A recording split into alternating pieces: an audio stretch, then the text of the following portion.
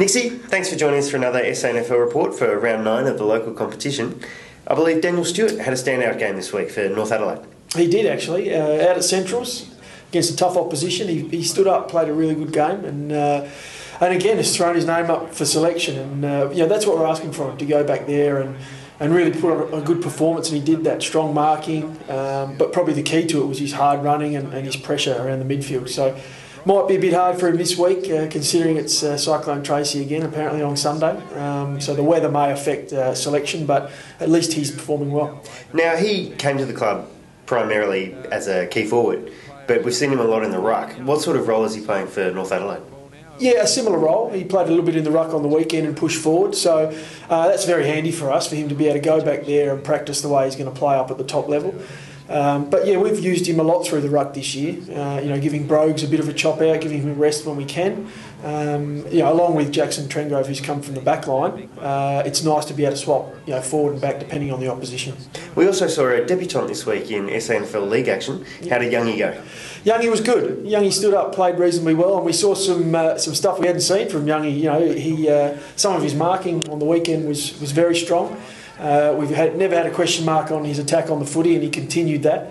And I think, as far as North are concerned, Franco was very happy. The coach of North was very happy with how he went, and hopefully he should be able to perform well there over the next few weeks as well. Powerside's got a lot of youngsters in at the moment, which means a lot of senior players like your Eberts, your Surgeons, your Corns, your Salopek are performing at SANFL level.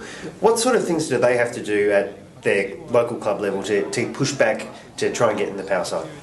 Yeah, look, we're looking for an all-round performance, but a lot of the game's changed now to a very defensive style game, where when the opposition have the ball, you have to be able to play a defensive part in our group of 22 that are out there, or 18 on the ground at once. So when the guys go back there, I mean, we all know that Salopek can get the football. We know Corns is very strong in the air and taking marks.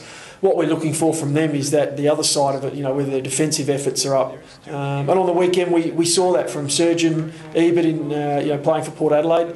They had a very good win, and both players were instrumental in that, as well as Mitch Banner. There's another one that is standing up, not one of the older players though.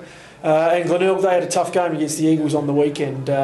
Cornsey was probably doing it tough down forward for most of the game. Came on really strong in the last quarter, but was a little bit too late. And Salopek, had a fair bit of ball around the ground and was working hard on defensive stuff. And it's stuff that these guys are going to continue to work on. Nixie, thanks for your time. Pleasure, Weaves. Thanks very much. I do like playing defence. Yep, a bit if I'm playing on like a third tall or whatever, but yeah, and I love sort of running forward straight at the ball. Sort of in defence, centre half back, full back kind of thing. Yeah. So he played his AFL games in defence too, actually.